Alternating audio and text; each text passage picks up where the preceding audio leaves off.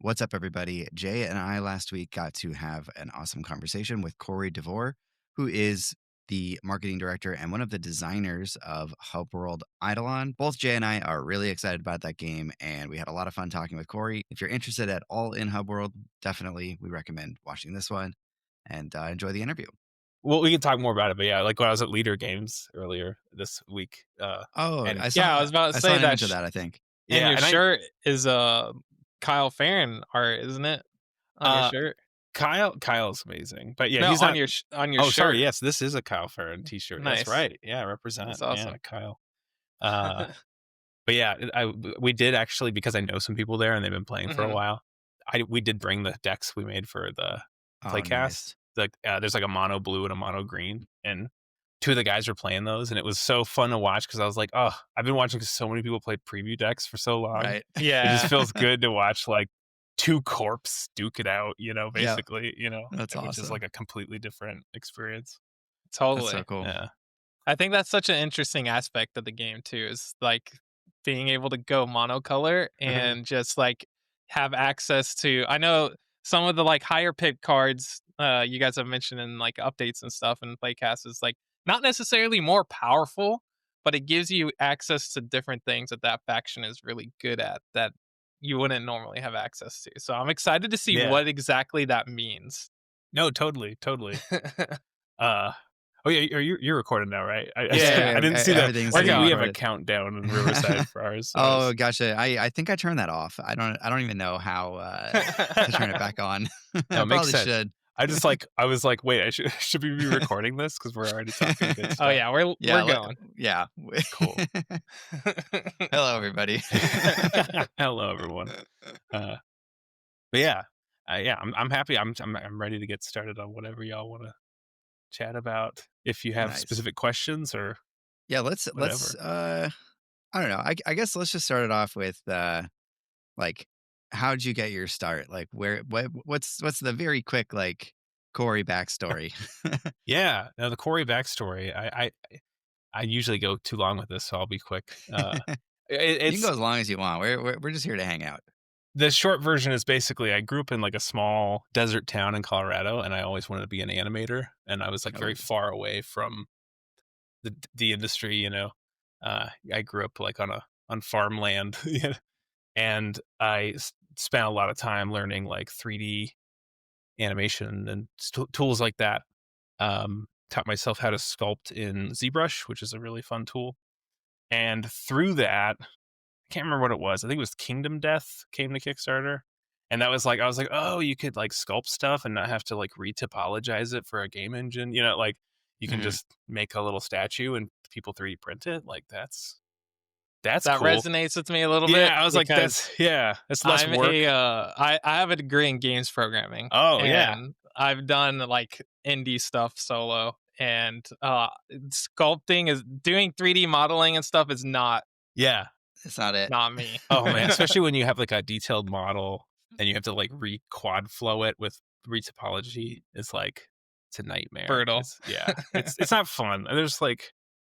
There's ways to do it a little faster, um but at the same time I always liked that. I kind of wanted to work in games too. Yeah. My interest kept changing from like animated films to like games, and um I think ultimately I wanted to work in film, especially like stop motion. I had kind of Mm. grown to love like physical medium more because I started sculpting traditionally a lot as well. And I was like, I should work at Leica, and thought I'd go work on some cool stop motion film in Portland or whatever. Do you But do you still uh, do any of that like physical sculpting? I haven't in a while. I've been thinking about getting back into it though. I've been also like trying to draw more and things in general. Because I've sculpted so much. Mhm. Because I started I sculpting digitally, and that was cool. And I started doing some freelance work for some small little RPG companies. One of which is called like Wicked North Games. I did some stuff. I don't know if they ever actually released any of the minis I did. But then through that, I had like this thing on my resume. I ended up applying for like an art coordinator job at Fantasy Flight Games, Oh, cool. and actually I interviewed with Andrew Navarro, which is really Nice. funny. That's Uh, cool. he Yeah, was because like he was previously the art director there, right? Yeah, he was the managing art director, so he, like, ran the art department at the time, Mhm. and and I was pretty young. I was like probably 19, to be honest. I was like really hoping to just get, because like I said, I was from this little desert town. I was so anxious to get my foot in the door somewhere. And so through that, I ended up actually just getting freelance sculpting work for Fantasy Flight, and I did minis for like Forbidden Star, which was like one of their big last That was 40K like a Games games. Workshop game, right? Yeah, For that was like I actually Warhammer, after I sculpted on it, they got it canceled, Yeah. of and then course. they like brought it back. But all the like I had sculpted like a little orc that was I was really proud of. But they were like no characters, you know, like, Aw. and so they're all flat. They're like all flags of various stylings in the final. Um, but I worked on that. I worked on some Imperial Assault. I worked on Rune Wars. And then I got a job there working as a print tech, and then eventually um, became a sculpting lead of that Fantasy Flight Games, which is yeah, it's a wild ride because even before Yeah, I it's a cool got there, I journey. was also working in advertising, doing like video editing and animation and stuff. So Okay. I've just like done a bajillion things. But yeah, I eventually was at Fantasy Flight Games for like 4 years. Mhm. For it feels like I was there for like 10 years. Been a long time. Yeah. Yeah, And because were you a sculptor when you left? Um, yeah. So it's weird. It's a little weird because I started as a print tech, but then I very quickly was doing a ton of sculpting, and so then I became the sculpting lead. mhm, And I was actually the one who kind of like pushed and kind of pioneered our like switch to hard plastic for like figures, not just like ships, because all the ships are done in SolidWorks, which is like a CAD program, and so mhm. it's very easy to just export those for digital tooling. So they tool the mold instead of cast it by pouring molten steel or whatever. Crazy. Um, and so I like was the one who kind of started the process to switch us to hard plastic for all the characters. Like Legion switched entirely to Mm. hard plastic, and Mhm. um, I was really really proud of that. I did a lot of really cool sculpts. I sculpted Darth Maul and stuff. Ooh, nice. Um, and then um, uh, we got split up in a weird way, which sucked. And then eventually merged into Atomic Mass. And I don't know. It was Yeah, very you dipped from dispiriting. I there. got switched to like I got like demoted a little bit, and then I ended up Yeah, being that's like not an fun. engineer, and then I got kicked out the door. I didn't get kicked out. I decided to leave. I was like Yeah. I didn't like. It's not what I signed up for. Yeah. There's some cool people there. There's some people I don't like as much there, but Fair enough. Yeah, at the end yeah. of the So day, I you know, I feel like that's a story that a lot of people can relate to yeah, for sure. yeah. It's like Especially part in of this corporate. industry. Yeah, Like the games industry is brutal when it comes to that. Yeah. totally. So when did you get started with like game design? Because you're, one of the co-designers of Hubworld. Um, sorry, you guys might have heard that. That's my dog. No, Um, I get it. uh, so I mean, at some point you must have started actually making games. Yeah. Um, I used to dabble with it when I was younger, but mostly I've just like played a lot of games, especially card games. I've been a card game nut forever. But really, kind of the day I started at Fantasy Flight Games was actually the day Michael Boggs started, and we kind of just like hit it off. We're both kind of like from rural areas, Mhm. Mhm. and he had come back from Korea. He was living in Korea for a while, and he got a job working on Netrunner, replacing Damon. And then I was just starting as well. So we started hanging out a lot. He would come over to my place a lot. Eventually, he would like stay. He needed like he was my roommate for a while, a couple times, and in that time, we were just always talking and bonding over like card games and things we liked, and um, we would kind of pitch each other ideas and play all these little games. So we spent a lot of time just making games for fun, like That dumb sounds a little lot like stuff. me and Mike. Yeah. You know how it is. Yeah. It's fun to do. Like we used to go to like a restaurant, and you stay there and just like keep getting like beers and Yeah. Mhm. playing like some dumb little worker Just placement like a game that bit you bigger stack of napkins, Yeah, as you're totally. writing stuff on them. You're like, well, this fork is the first player token, you know. Uh so we spent a lot of time doing stuff like that. Um but then like eventually we just got really busy and we barely talked to each other.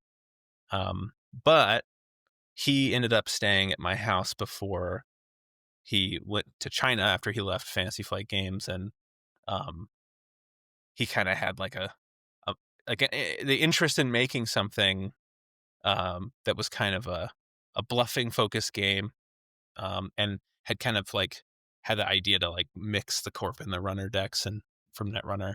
And so after he took off to China, we kind of started just like dabbling on this thing together. Because it was related to a lot of things we'd talked about in the past, like when Netrunner first ended, like Mhm. what could you do that wasn't Netrunner? Like not the same mechanics, but like captured some of the same spirit. And we never actually like spent time on it, but the fact that we kind of he had an idea now at this like years later, it really kind of spurred us to. And then of course during post COVID and stuff, you're just working from home, so you have all this extra time. So Yeah. Mhm.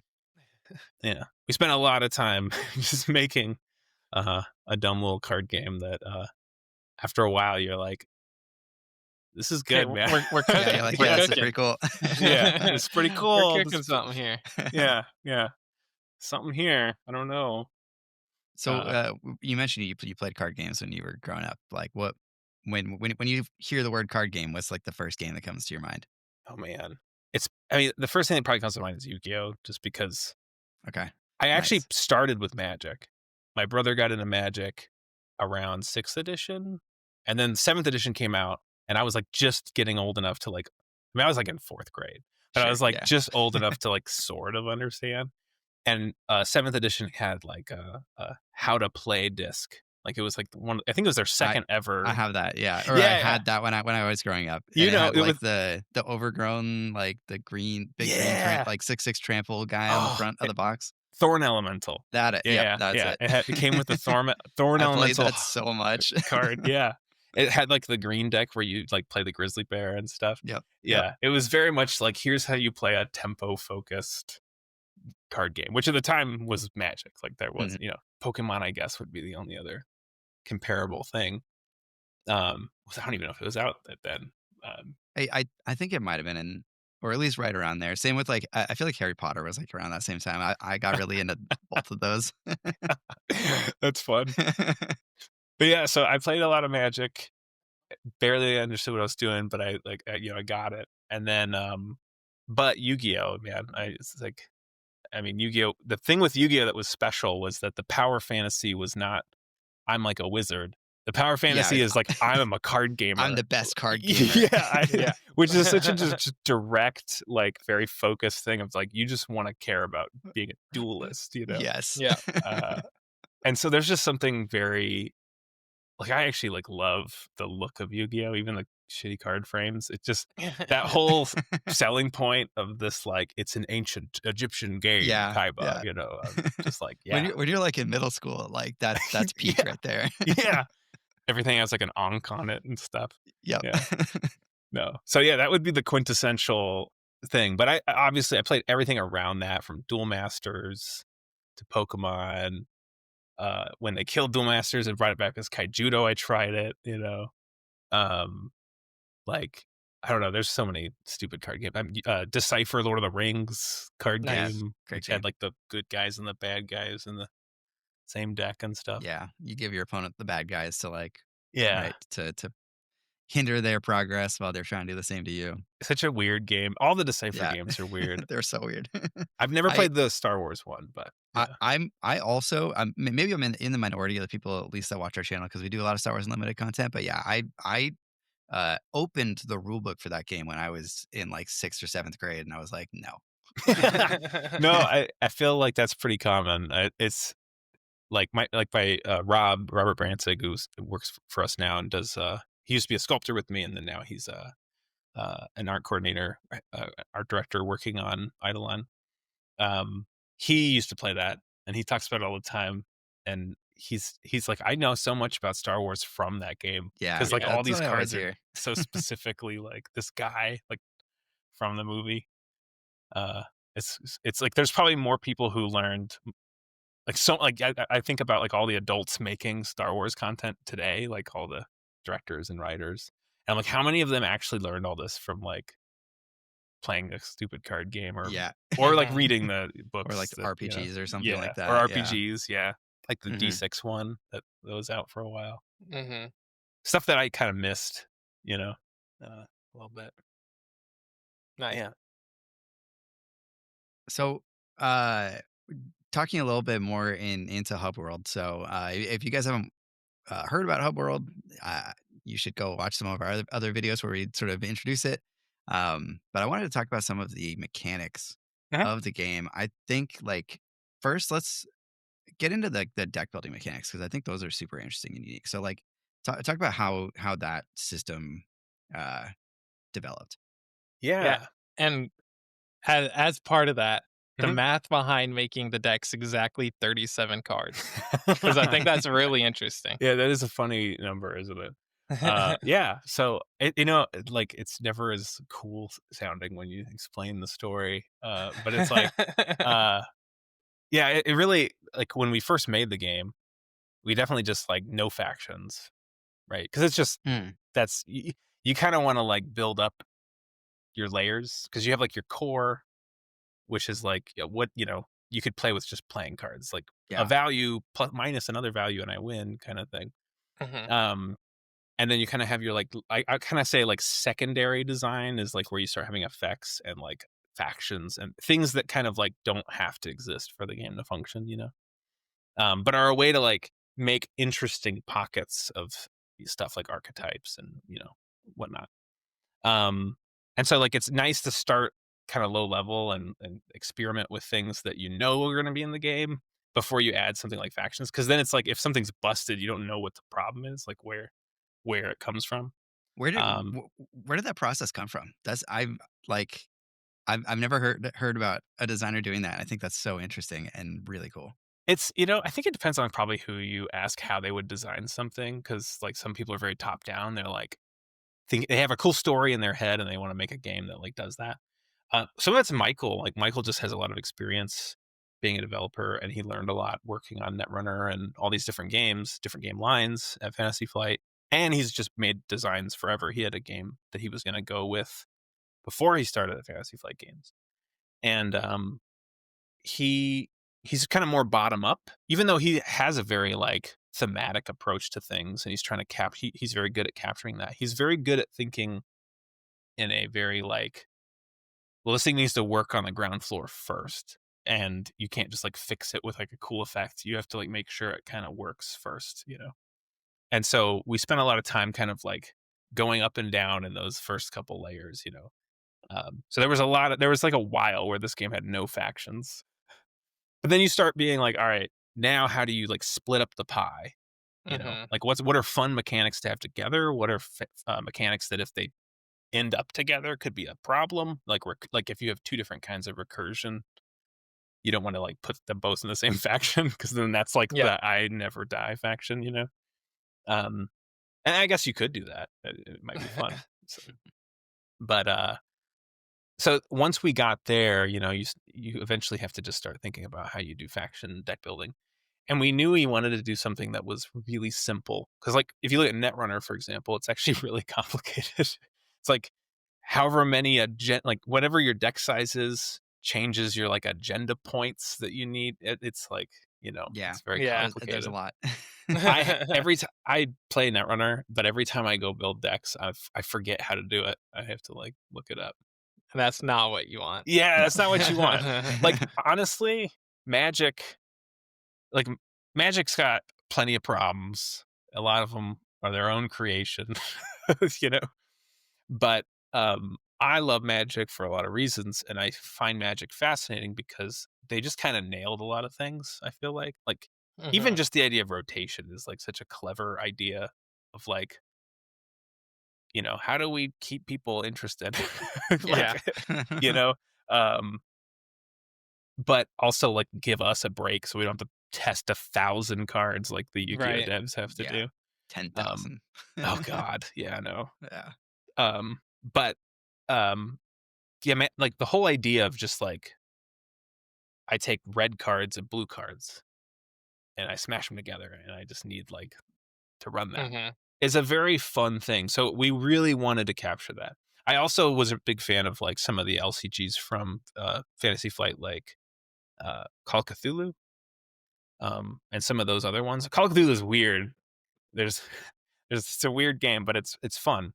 And one of the things that I liked about it was you could just smash like 3 or 4 colors together. But it had kind of a mana system as well, and I really liked how flexible it was that you could just have like Haster cards and Cthulhu cards, and then the cops are all on the same team, Hmm. which I don't know, that's where it gets weird. But um, I liked that idea of just grabbing different colors, throwing them together, and being able to Yeah. play. Mhm.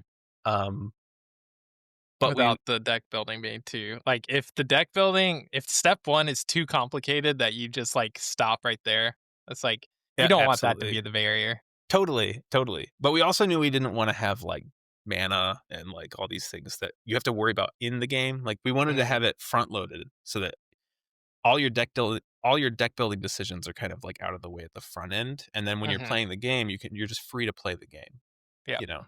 Um, Yeah, you don't and have to worry so about matching certain icons, like, you can't Mhm. play this card because you don't have this many of this type of thing out. Totally, totally.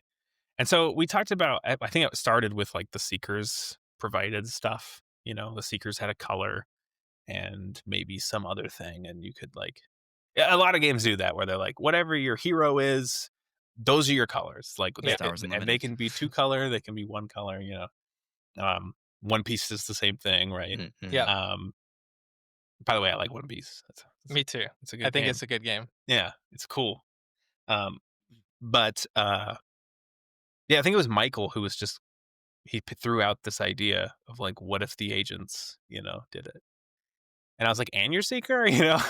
And he's like, "No, like, just the agents, and then the That's seeker so can cool. be, like, a 6 pip seeker or a 1 pip seeker." Like, we can create this idea that you're not just, like, going into this, like, "Well, I'm the cops." Like, you're made up of the things you surround yourself with. Mhm, And I love that thematically because I think it also translates to draft. Like, if you build a deck that's all 4 factions, like, some people would be like, "Oh, it lost its identity," but I actually think that the point is that the identity is, like, the things you picked, like, the people that you know in the city, that builds out who you are, which might be a little bit of everything, which I think is, yep, like, a really fun it's more realistic to me, like, it's how the real tot world is, because 'cause I'm a little bit cowboy, you know, yeah. but I'm a little bit city at the same time.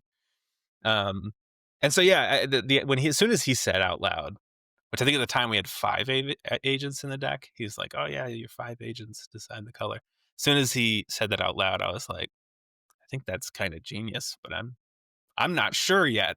And then we mentioned it to Fisher once at, like, a coffee meetup, and Fisher was like, "That's great. That's really good." And, like, everyone kinda gets quiet when you mention it for the first time.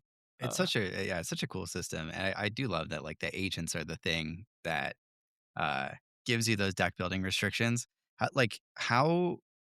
How did you guys then, apply what cards, I guess, can belong in a deck based on the agent color? Like, how does the actual restriction affect the, like, card designs? Yeah. Um, so originally they were like better cards, like we'd give them extra points and stuff. But what you run into is like you don't want to keep incentivizing mono. You want to incentivize every color, Mhm. every deck building combination. So what we wanted to do is make them instead feel kind of splashier, especially if it's based off like a specific affiliations thing. So like I said, we split up this color pie and actually part of that previous question's answer, you look at Netrunner and there's cards like Account Siphon, which are very famous for being like it's a it's a criminal card, but everyone runs it Yeah. because it's just the It's best just one. that Like, good, yeah. and since you can just spend your pips however you wish, so you could be anyone, but some people would just be like, well, I'm going to spend it all on multiple account siphons, and that's it. Like, I don't ever. Why would I run anything else? Um, and that stinks a bit because what happens is you have these like really archetypal cards, but anyone can just take them. So Mhm. the being able to go deeper in factions, sort of saying, well, if we're going to have an account siphon, that's like a 6 pip remnants card, right? Because they're like the steel faction or whatever. They would have the account siphon, and it's going to be a 5 or a 6 pip card because we don't really want other people to take it. Like that's their thing. They steal stuff. Mhm. Um, And so that's kind of a big part of that is which of these cards do the most with the thing that is really this faction's thing. That's Um, cool. that's a big part of it. But then also there's some thresholds like um, lower pip cards can only get so expensive, but we kind of lift those caps. So some of the high pip cards are like just little cheap moments that do something very in faction.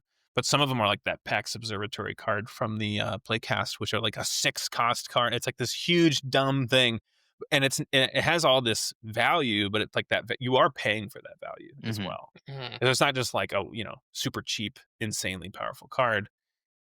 It's just it's doing a lot with one. It's more action efficient because you don't have to build that with like 3 small combo pieces. You have one card that does like one cool thing, and it's expensive, and you got to also be in faction to like run it.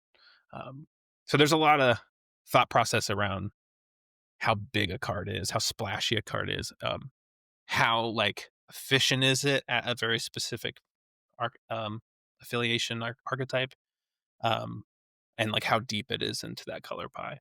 So I think those are like the factors. That's Totally. awesome. Yeah. I have a secondary question related to like some design stuff. Do you guys have any general rules that you have written down? So like for example, when me and Mike have designed we've tinkered with designing lots of games and there was a game where it was like we cannot make a card with this type of ability and this icon on it because Mm. it just feels too broken. Do Oh you guys yeah, have any foundational rules like that?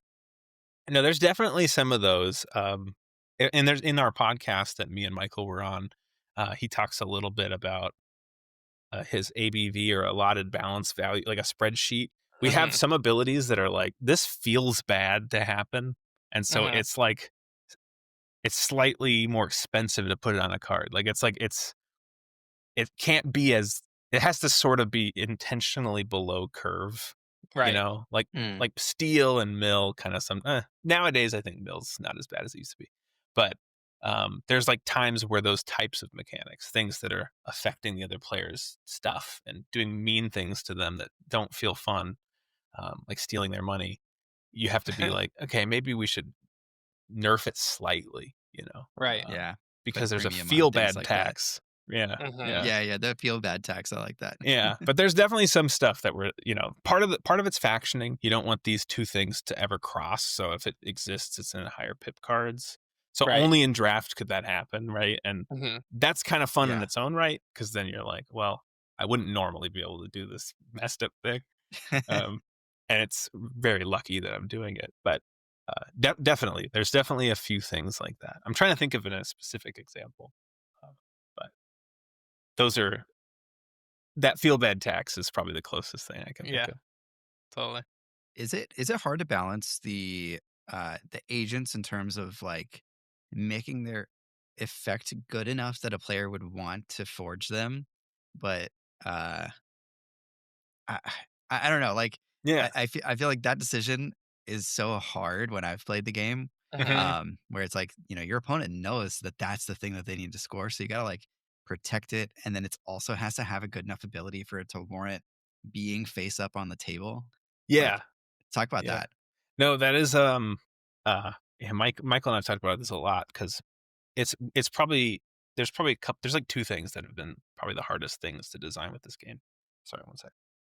Um, but that's definitely one of them because there's a lot of this, hidden information is important. We want discover effects to matter in the grid, especially. Like it's one thing for them to fire from your hand, but being able to intentionally lay a trap, we want people to do all these Mhm. things. Yeah, that's just fun. Yeah, Likely a exactly. trap. And Yeah. so there's like this balancing act of like, if the agents are too cheap to forge, which in some ways they kind of might be in the preview decks, we might have to play with that. But it's like you're just always going to forge them because they're more expensive to take, right? Mm. So it's kind of this. Well, I'm just going to forge it before you look at it anyway, instead of like letting you look at it. Um, there's um, so that's one aspect. Then there's like the aspect of like how good is it in relation to how safe it is. But that's like where ciphers come from. Like if the fact that a lot of people don't have something in archives, um, like Sergeant Cole, you kind of like have to run into Sergeant Cole before you're like, oh Mhm. crap, I need to put a card on archives and come back. but it's also if you can use Sergeant Cole kind of early game, get him and Abnus to kind of combo, you can win pretty if you get lucky, right? You can archive quite a few cards. So there's definitely this challenging balancing act of making sure they feel powerful. But I actually feel like there's an important other like aspect to that question, which is you don't want all agents to feel exactly the same. So you don't want every agent to be this weird middle ground of like fun to Yeah. forge or fun to hide. So some agents I kind of almost don't mind if they have like no barrier, a slightly higher presence or cipher, and they just have like a discover effect on them. Like they're more of a trap or more of a like I'm just gonna keep this thing hidden forever.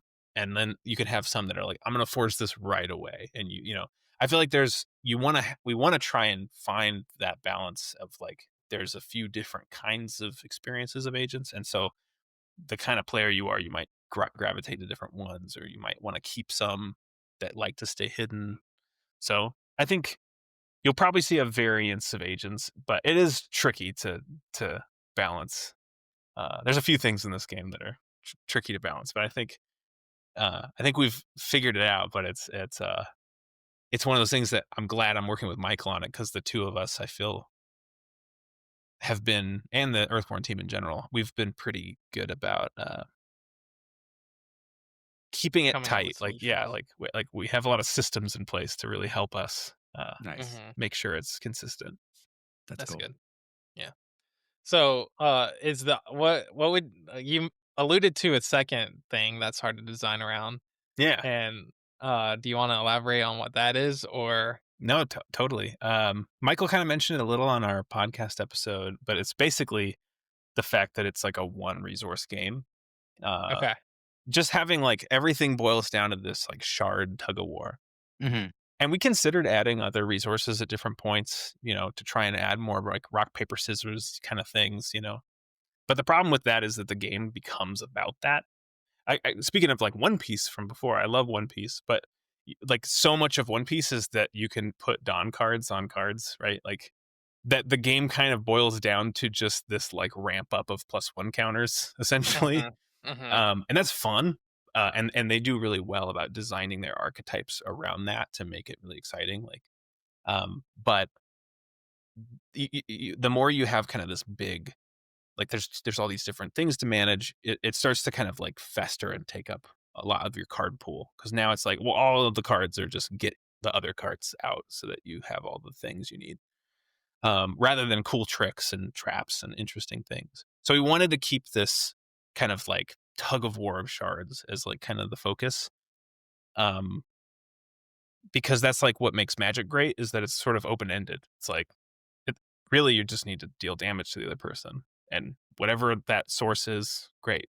And that leaves it as this kind of puzzle box of possibilities. And so we wanted that kind of flexibility.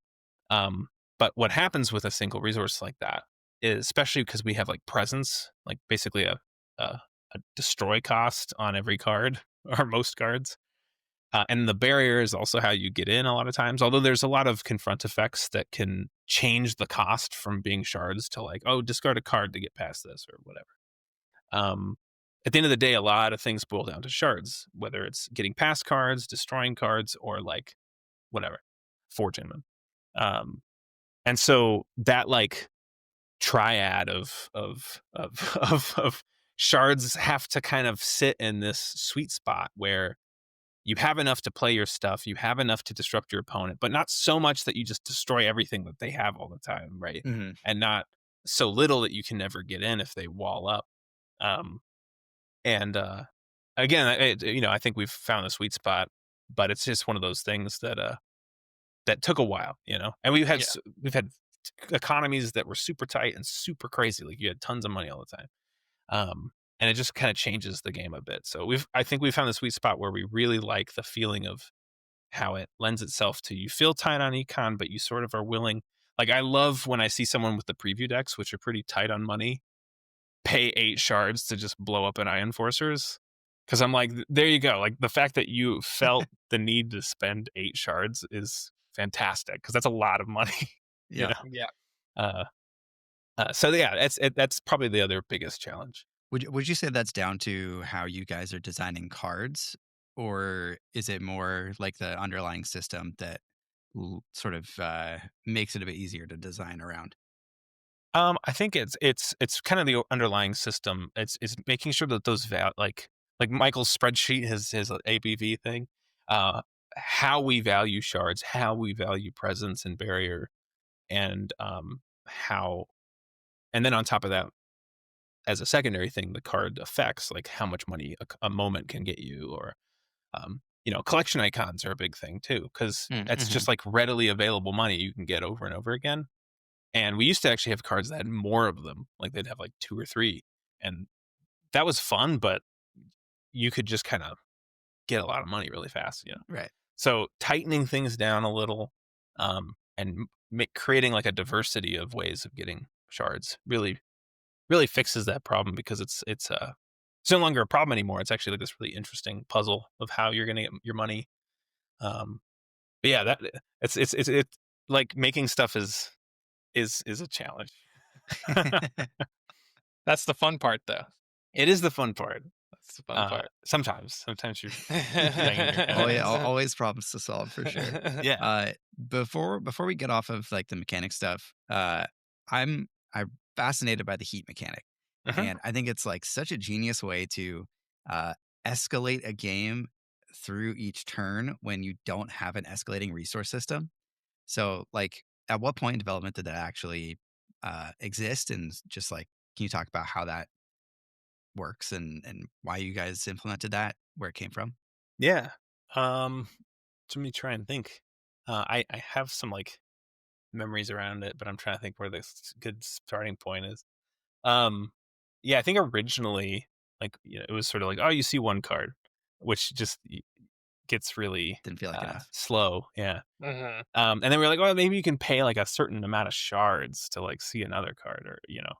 Um, Eventually, we started talking about having an extra knob, like, because we had shards as this main resource. You have your cards and stuff, but it was like, it'd be nice to have like one more thing, like another resource, but something that's not a resource you're managing, more of something that just kind of like just escalates. It's like a level almost more than Hmm. a resource.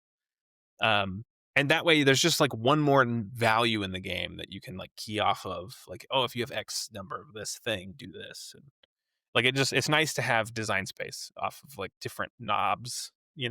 Um, and so uh I think originally we talked about some kind of like power mechanic, which would be like I'm gaining a thing that makes me better at doing stuff. Um, but anything that makes you more powerful can make snowball, and it doesn't always feel like fun. There's something really exciting about being compromised in a way. Hmm. And I don't remember even who came up with it or how, but I think we had this power mechanic, and one of us was like, I think we played it like once. We were like, "Oh, this is fine," and then I think one of us was just like, "What if you flipped it? Like, what if I was putting something on you, and that thing was making me?" And I think at the time it wasn't even tied to how many cards you see. It was like tied to something else. Um, and I think one of us just kind of went, "What if it's how many cards you see?" And then as soon as it's kind of like the deck building thing. It's like as soon as you said it out loud, it's like, well, that's just intuitive.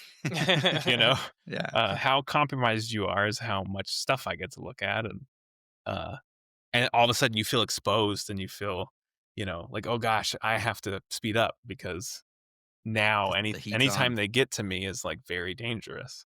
Um, and that's a very exciting feeling.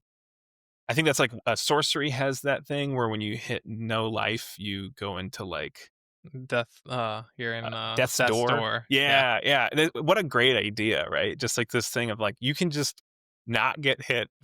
You Yeah. might be able to win. Um, that's exciting in a very similar way where you're kind Mhm. of compromised. And so, yeah, I think it ended up being this thing that we were like, we just want a second knob to turn. Um, And you can see a lot of that in purple. Like there's some cards we leaked that were like, oh, if you have at least 2 heat on you, this thing unlocks on this Mm. card.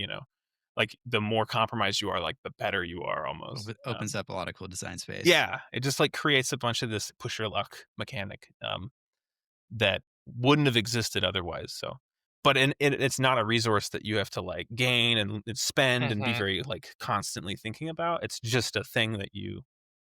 It's like I said, it's like a level. I'm either like level 2 heat, level 3 heat, and then I Right. can get back down to level 2 with this card. It's a lot like less to manage mentally than just adding a second resource to the game. For sure. Yeah. That's cool. I like that mechanic, and I like the purple faction that's like, Yeah, "I'm that sounds so taking fun. heat and giving you heat so that Yeah, we can." no, I love uh that stuff too. It's push your luck stuff is really fun. Risky rewards is great. Yep. Yeah. Yeah, I like, Mike mentioned at the beginning, it's like, I like how it's going to make the game end, like, you're not Mhm. gonna be there forever, and, I think, like, the estimated time is, like, 25 minutes on the GameFound page. um, is that, did that help get to that time frame, and is that, like, the time frame that you kind of wanted to shoot for? Because 'Cause I've played games like L5R, and it's, like, an hour-long game, Hour it's and a like, Yeah, half. I yeah, yeah, don't yeah. wanna play that. Oh, even Netrunner, right? Like, Yeah, those are long too, for every sure. time I've played Netrunner in the last like 3 years, it's been like an hour and a half. And I like Netrunner, it's just very tense and very long. Yeah. I think even Zach and Steven from Team Covenant recently played it, and Zach was like, "How did we do this for like 12 hours at like an event?" Like just sit here. Yeah, that game Uh, is so mentally taxing. yeah, yeah. And and I play Commander and stuff, and that's like, geez, it's been 2 hours. Like, Yeah, Yeah, I have to eat something. brutal. Somebody like, let's quit spreading around the damage. yeah. Yep. But yeah, that was a goal. Like, I think originally we were a little open to something longer, like 40 minutes, But eventually Michael and I were like, no, we want it like 30 minutes. Like, we want this Yeah. to feel kind of like I talked about. I kind of like wanted to capture what Magic has as like, because I'm not trying to like dethrone Magic or no interest. We're not competing with that. We're happy to be everyone's like a B game. That's why we're like an LCG and we're priced the way we are. It's like, Mhm. just buy a booster box, twice a year, and you Right. never have to buy anything else. Yeah. Um, We uh, can talk about that a little bit more yeah, later we'll talk because about that. But yeah, but but we wanted it to be something that was something that you could enjoy much more casually if you wanted, but also if you're very competitive, you could get to a shorter time because we wanted to get, if we were going to do OP, which we weren't sure if we were going to do OP until Earthborne signed us, because then it was like, oh, we can do stuff with this now. It's not just me and Mhm. Michael maybe taking this to crowdfunding on our own. It's like we could actually maybe like do something really cool with this. We wanted to be able to do like best of 3. We wanted to be Mhm. able to do um, faster games. So yeah, a little snappier, a little bit yeah, more fast paced at an event. and heat is a huge part of that. 6 agents instead of, like I said, 5 earlier was where we were at Mm. one point. The deck size is part of that. Um, archiving cards off commons and stuff is all part of that, like archive play. I mean, it's not like we like started with the time and like we're like, how do we speed it up? Those were all things we thought were cool anyway, but they Mhm. like help push us towards that goal. And 25 minutes is like definitely for someone's first game is like not going to be the case. Like, it's probably going to be like 40 minutes, 45 minutes, That's probably about maybe what an it was for hour us. Yeah. if you're really new to card games. Um, but I've definitely played well, this is not a great comparison, but I've played like Jaco versus Jaco games, like just crazy aggro deck races, and they've been like 17 minutes. Yeah. So Nice. That's because you awesome. both have like 7 heat. So 25 is probably more like a minimum, maybe 20 minutes. Mhm. Me and Michael have definitely played some 20-minute games because we just know it. We're just going, going, going. Yeah. Um, I'd say the average is probably like 30, 35, maybe. Do you guys have tiebreaker rules in mind? I'm just now thinking about that. I guess it'd be like who has more agents scored by the end of the Oh, well, time. if it's best of 3, right? Like, it should be fine, but if You you could always only like, if you have 2 stall out the long, last game. Yeah. yeah, if you have, like, 2 corp decks, defensive decks, like Yeah. a mono blue, a mono green that are both, like, super control heavy, and I like, that can go a while, so you could have, like, 2 almost hour-long games, so at that point, I'd probably say, like, who scored the most makes sense to me, something like that.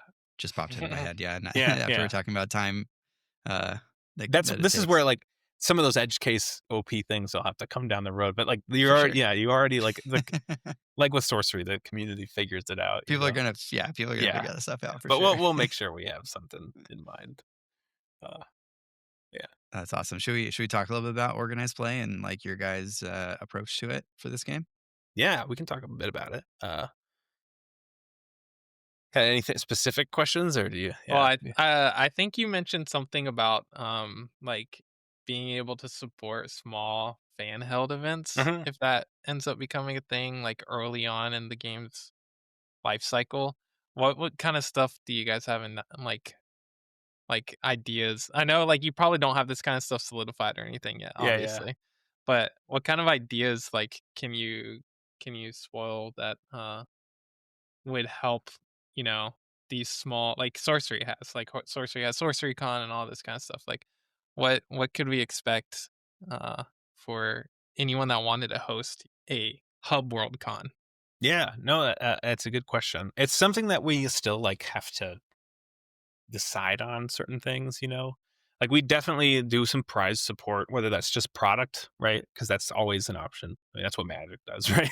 But I mean, it helps when you have like collector boosters and stuff. Yeah. Yeah. But you know, we'd probably consider promos or things as well. Um, Yeah, are we you guys gonna have alt arts or any like foil treatments as like promos or anything like that? I don't want to like confirm anything because we haven't we've definitely talked about doing some stuff like that. And I can't confirm it at this time because it's like there's a lot in the air. Sure, It would sure. be very cool. I think it would be very cool if we could do something like that. But we kind of need to see like and then there's like a lot of factors to that. But I personally think it would be interesting if we did. And I think that that'd be the kind of stuff that would be I think great for like that kind of prize support for small things. But even just starting off with like product and like because we'll have like deluxe tokens and playmats and sets as well. Like that's a good place to start. But obviously, Mhm. like it'd be nice to like because we're small, so it's like whatever we can do with what we have is great. But then Mhm. like as we see pockets of things that people are doing. Like especially if there's something larger, like you said, like a sorcery con, which would be amazing. That'd be amazing if someone did something like a sorcery con.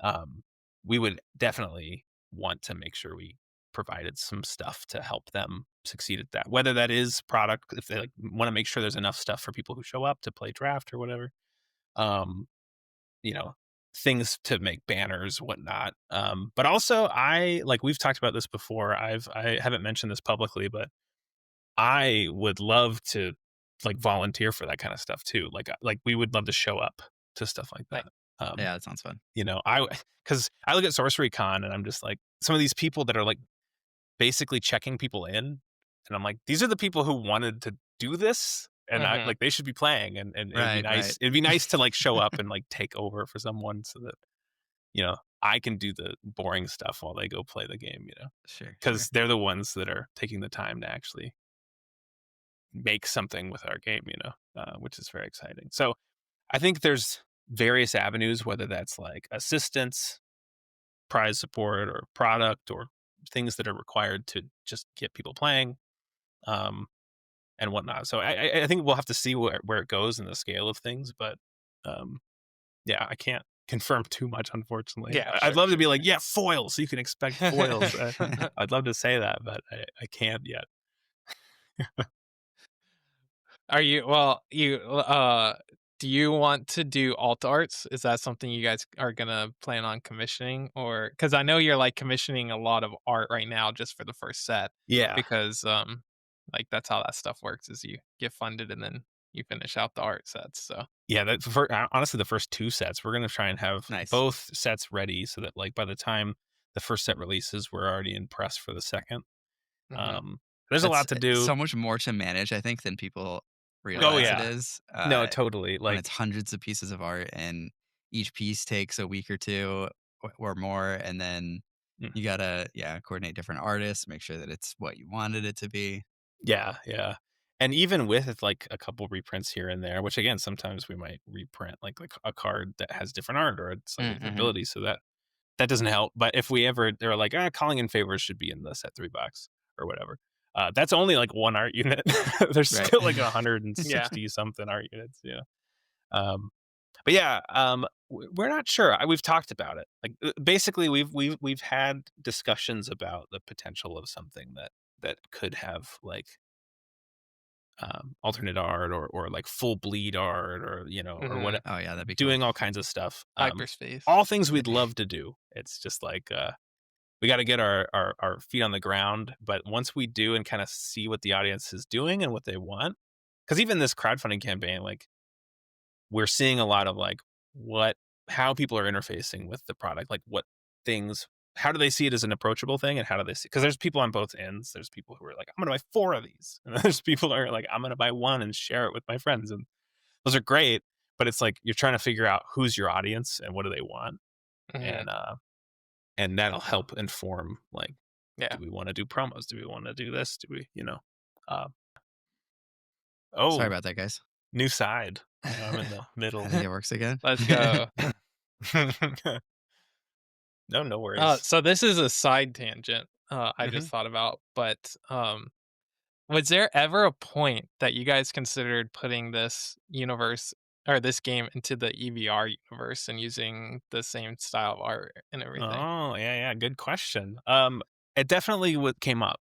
Like there was definitely a time because we had like a different theme Michael and I kind of put together, which we liked quite a bit. But there were some like similarities in some aspects of the theme with Rangers a little bit because there's a little bit more of a sci-fi fantasy tilt with like remnants of technology, which is like a big part of EBR. Right. And so we didn't want to detract from that. But we did talk about it. We were like, how could we make this be in the Earthborne universe? And we had some discussions. And I think I really wanted to make it more sci-fi space, Hmm. like if we could, like, because Yeah. even Yeah. the thing Michael and I had before was a little sci-fi space opera, but it just had some more like, I guess, Dune-esque fantasy kind of Mhm, elements in mhm. Hmm. it. Um, And what's funny is like when I originally pitched this game to Michael, it had a similar like kids in the street sci-fi like punk like Tech on Concrete, the which is a great anime film, uh, kind of vibes. And it's funny because it kind of just tilted back to that. And so Nice. I'm like, hey, I'll take it. This is Yeah. it's like right up my alley. Um, and but yeah, it was definitely we definitely talked about it. It was a Cool. uh something that intrigued Andrew a lot. But Yeah. in the end, this has got like a nice, I think, overlap with Earthborne. Like it Hmm. feels, oh gosh, it feels somewhat similar, and not just because Evan did the art, but for the preview decks, but because I think some of the vibes and themes and the kind of focus on people and Kinda like the yeah, like, it's sort of like optimistic cyberpunk is sort of what it seems like to me a little bit. yeah, yeah, At or least or at the vibe of least it. yeah, or at least like somewhat more grounded. The way I always kind of say it is, I feel like sci-fi often tends to be like, well, poor people are just dying in the streets, like, Right. and I'm like, that's definitely written by someone who doesn't know what it's like to be poor. I feel like, because all of my favorite restaurants are in like Yeah, poorer parts of town, like poor areas are full of vibrancy and like Yeah. pride and like they love their little restaurant and they love their business um and I think that was something that was important to me is like, yeah, you could be under the thumb of a big regime, but you're still gonna, make your ramen shop function every day and for be sure. proud of it, and that's just, I don't know, that feels very real to me. That's awesome.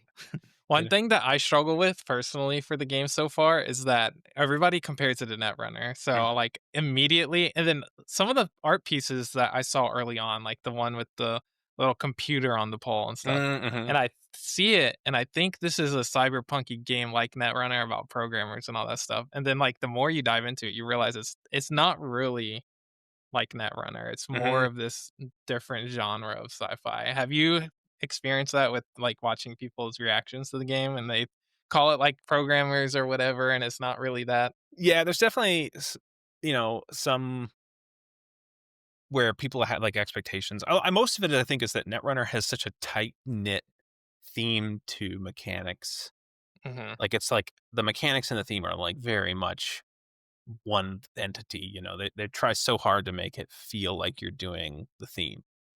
Um, and that was, like, important to us, but I think the difference is the where you're sitting, because with Netrunner, it's like you're in the cockpit and you're like, "I'm gonna, you know, install my software," um, and this I kinda wanted this backdrop, but I wanted it to be more people focused and, like, physical Yeah. uh, um, and kind of you're like, I'm kind of in my area and you're exploring this part of town in a way, right? I kind of Mhm. like, well, I like the fact that I'm kind of like wandering around this neighborhood trying to find somebody, and running into things, and oh, this ferry, I missed the ferry or whatever, and it's like, damn it, Mhm. and someone's chasing you, and that's exciting. Like that, there's like a lot of ways you could spin it where it's like, I don't know, you're just kind of exploring the neighborhood as much as you're just like, instead of like, I'm trying to destroy your stuff, instead I'm kind of like in this part of town, and that's very fun to me, which is also very much a Rangers kind of vibe, where you spend a lot of time exploring the path deck or exploring that area. Um, I feel like that's a nice. It just feels good. I don't know. There's something like kind of cozy about it, even though the stakes get ramped up really high at certain points as well. But yeah, we always wanted it to be. I've always really wanted it to be like chunky buttons. I love a click clack and a like a there's something that's very fun about just like versus just Mhm. like I plug it into my brain and I Right. type with my brain. It's Yeah. all cool. I like cyberpunk too, but I'm much more drawn to some weird chunky buttons space opera. I think we call That's it in our awesome. artist guide lo-fi high tech, I think. Oh, Oh, that that's that cool. yeah, that actually makes a lot of sense. Yeah. Also, chunky buttons space opera is definitely the genre. Yeah. Because I love Star. It's very much like in this central thing of like Yeah. these like punk kid Tekken Concrete like manga stuff to like Ghibli stuff to Star Wars to like Star Trek, Mhm. and I always kind of see the collective as like the um uh like Starfleet, but like a little more sure of their utopia, because even Starfleet, if you watch Star Trek, you're like, that's weird. That's like not. that's like weirdly not like sometimes Starfleet just has rules that are a little freedom limiting, and you're like, Sure. that's kind of like you can't eat this This because doesn't it's not belong. on your diet, or whatever, and like the food dispenser won't actually give you ice cream or whatever. Like that's really weird and slightly dystopian in its own way, But yeah, I think there's a lot of that in here. Nice. Well, that sounds see, I mean, yeah. That all makes a lot of sense to me. I think the universe that you guys, sort of, applied to the game is really cool.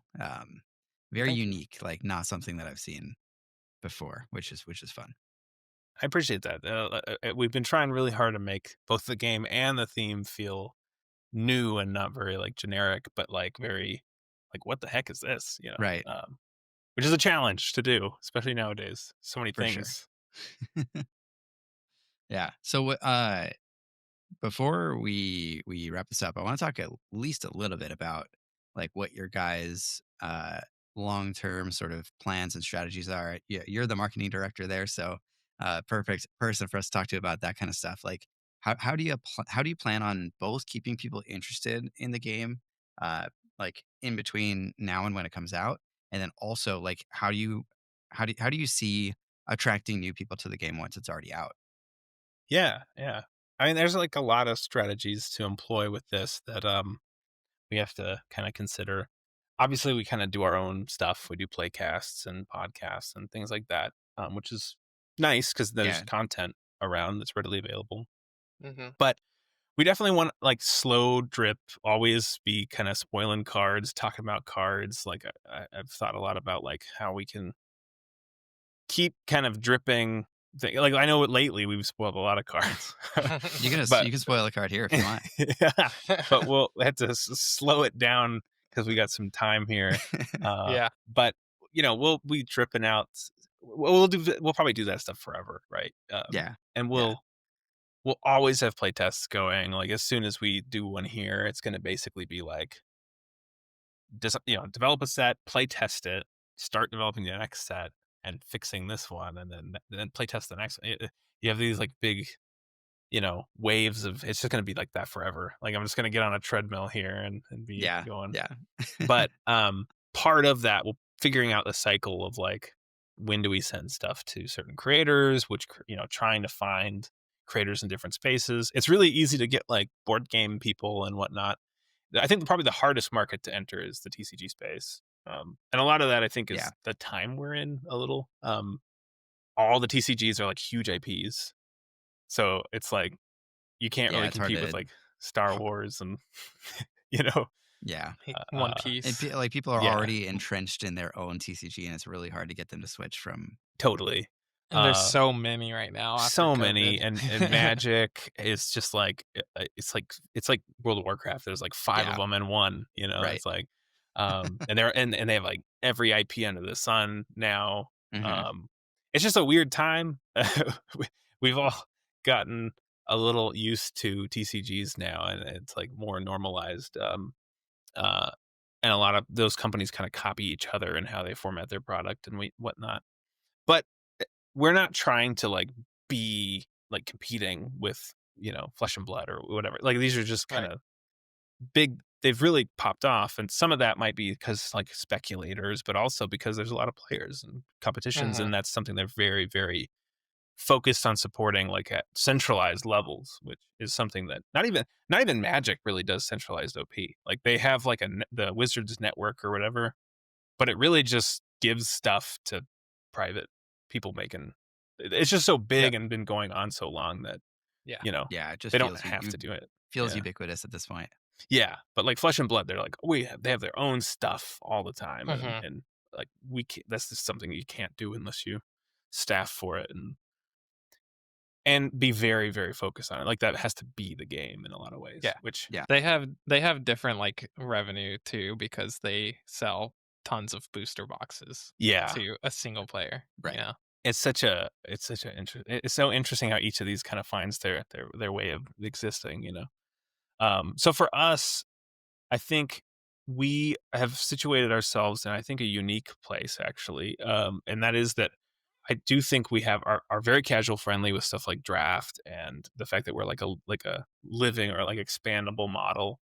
The fact that you can just gonna get everything and share it too, like you don't just have to. Everyone has to go get their box or Yeah. whatever. Mhm. You can play 4 people to a box, right? So Yeah. it's pretty accessible if you just have a group of friends and you want to play with your group hmm of friends. Even constructed, right? Like it's a little limited there. Hmm. Like you'll probably start with just like mono decks, but it's a great way to start the game and draft. I mean, we can talk about that in a bit, but like drafting and things,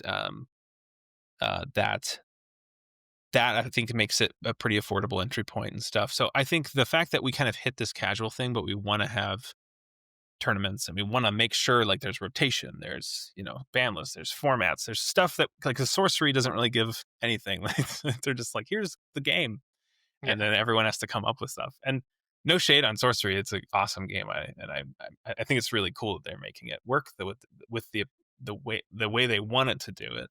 Mhm. But we're kind of, if Flesh and Blood is on one end with like extreme tournament and sorceries on the other where there's like nothing, we're trying to be in this like middle. Um, and I think that what that does is it lets us, like I kind of mentioned earlier, like be a lot of people's like B game or their +1. It's like, oh, I'm gonna go spend like $1,000 on Yu-Gi-Oh or whatever. I really wish I could play this something else with my friends. Yeah. Mhm. And for $100, you can play this over and over again. Draft it and like expand on it, and you don't have to feel like you have to keep up too, because it's not like a lot of the LCGs at Fantasy Flight where you have to like if you miss a pack, you have to kind of go back and get it. Yeah. Mhm. You can just enter on a set just like you would a Nightmare. TCG, right? Which that's Hmm. one of the big benefits of TCGs is I can just go buy Dragonstorm, Tarkir, or whatever, and Yeah. And just not play that care and about you're good. anything else. Yeah. Um, so yeah, I think the between that, making content, kind of trying to penetrate by getting product in the right hands, um, and and then try to like fit that like B game market a little bit. I think because there's not really anything like that right now. Yeah, that's a really interesting approach because yeah, like there aren't really any companies doesn't feel like they're targeting that. Everybody's trying to be the The next thing. Magic and like Yeah. you know that you're in a position where you're not like Mhm. realistically like going to do that. And so like what kinds of things do you think that you get to do because you sort of leaned into the fact that you just want to be the ultimate like B game? Like Yeah, that's actually a good question. I think, hmm, that's a good question. I think that there's things we can do that aren't just like hyper competitive, and we don't have to rely on speculation. Like we don't have to rely on like throwing a bunch of like collector things, and like we don't have to just rely on like people like because like you look at like sorcery, it's like so many people were like, I'm gonna get the next Black Lotus. It's like it's such a like it's a cool idea, but it's not sustainable. yeah, And I think we don't have to like worry about that. Like basically we don't even think about that. Like all yeah, we're focused on is just making this game fun in as many different ways as we can to different types of people, multiplayer people that play like Commander all the time, people who play head to head. So I think in a way it just lets us focus down on just like making the game and like the theme and stuff as much as like as best we can. Um, and and then kind of instead of I think that's another thing with like the OP stuff. It's like I said, I can't really confirm a lot. I can confirm that we're going to have a Hub Worlds, right. Yeah, yeah. the I team read coming about that. in 2027. 2027. Yeah. Like we want to do, and that's something we would like to do annually. So we would have Mhm. like a centralized event, which is cool. I'm Yeah. actually really pumped about that. Yeah, that'll be Um, fun. but I think that sorry, let me get my train of thought. I was onto something. I'm really bad at meandering and rambling. It's all I mean, that's what makes the most Makes fun, for good content. Yeah, interviews, so, yeah. yeah, we welcome that here. But yeah, I think what it lets us do is adapt to and meet players where they're at. Because I think so many games, it's kind of like remember video games 10 years ago, every single video game was trying to be the next esport Yeah. Yep. and they all died because they spent so much money trying to have an esport Yeah, and esports Mhm. instead doesn't of make just any money. making the game good and then trying to build up from that Yeah. audience. Mhm. Like Fortnite. So it's yeah, it's like cuz how do you compete with stuff like that, When you Yeah. just start with a fun game and then so I think the idea right now is just get these sets out in front of people because I feel like once it's right there on the shelf in front of you, it's like way easier to just be like, oh, I'm gonna grab that, try it with my friends. Yeah. Mhm. And and then figure out what our audience looks like. Cause there's gonna be people who are just like kitchen table casual drafting or whatever. But then there's also gonna be people who are like doing events and then kind of like let our utilize our resources very directly with these small grassroots things. Um, which I mean, sorcery does do. Like I think they don't like like create things for events, but like people do stuff and they'll like send them things. And I think that's great. It's great to like meet people where they're at and where they're willing to be. And you don't have to like just try and force something on this game. Uh, and I think that we have the ability to sort of build up over time here in a way that other companies just don't because they get big IPs and they have to make a big splash and they Yeah, and then have to they can't sustain themselves, and yeah. especially if they're a big IP, they have IP, licenses that they have to pay for, so their overheads have to be a lot, or their overhead's a lot higher, their profit margin has to be a lot higher. Hmm. Um, so And that so I you mean, rely on speculators and stuff to really yeah. like inflate everything, and um, yeah, Yeah, I love that answer. Yeah, I think it lets you guys, like, really focus on, like, the fundamentals of, like, exactly what those, like, base elements that you want it to be without having to, like, worry too much about the extra stuff on top that you can bring in later when it yeah, totally, when you have more information too about, like, what your players actually want, which is what you mentioned. I think that's great.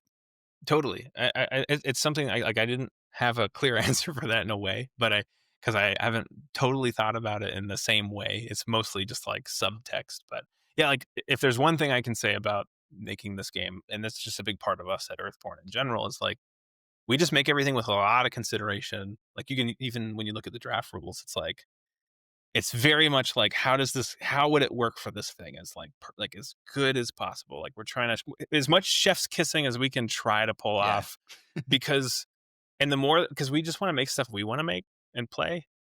I'm trying to make my favorite card game, not like make it the next big thing, but like the thing I want to play long term. And so as long as we're just focused on making that thing great and then figuring out who's playing it, great, because then we can Yeah. last forever. Because we're not trying to, we just need like 10,000 people to love our game Yeah, forever. you're not into the, like, or your goal isn't just, like, the infinite growth, like, corporate model. It's Yeah. just like, I can we sustain doing what we want to be doing?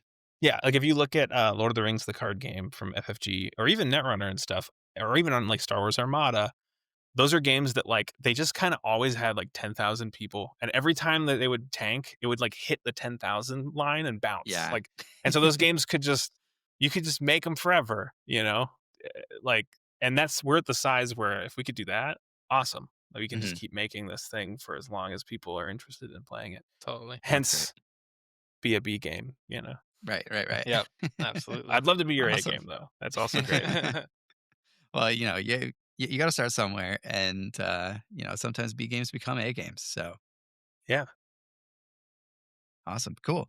Well, yeah, sadly, I'm out of time today, but, uh, yeah, this was so awesome to get to chat with you. Hopefully, we can do this again, actually, 'cause, Yeah. I think we have a lot more, questions We for have a you, whole list and of Oh, questions man, I'm here we sorry my didn't get answers to. were probably too long. No, no, no. this is That's great. what we wanted. Yeah, I think people are gonna really enjoy listening to this, and, it just means we get to have you back, so No, Yeah. I'm happy to come back. I'm happy to talk about all kinds of things. So I really appreciate it, and Of course. it's great to be able to get on a channel that's doing TCG specific, like Star Wars Unlimited stuff, because, yeah, like I said, it's hard to get in front of card gamers, and especially with something that's not got booster packs.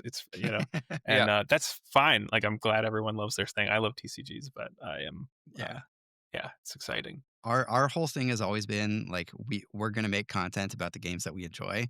Doesn't matter what kinda game it is, and so, Yeah. yeah, I'm glad that this fits well for us. Me and Jay love the game, so we're excited to keep talking about it, and, yeah, hopefully, we'll be able to do that again with you soon, so, Yeah, totally. alright. Yeah, if you guys enjoyed watching this, let us know in the comments, and subscribe to the channel, do all that stuff. Otherwise, thanks, Corey. This is Thank awesome. you. See you guys on the next one. Bye. Bye.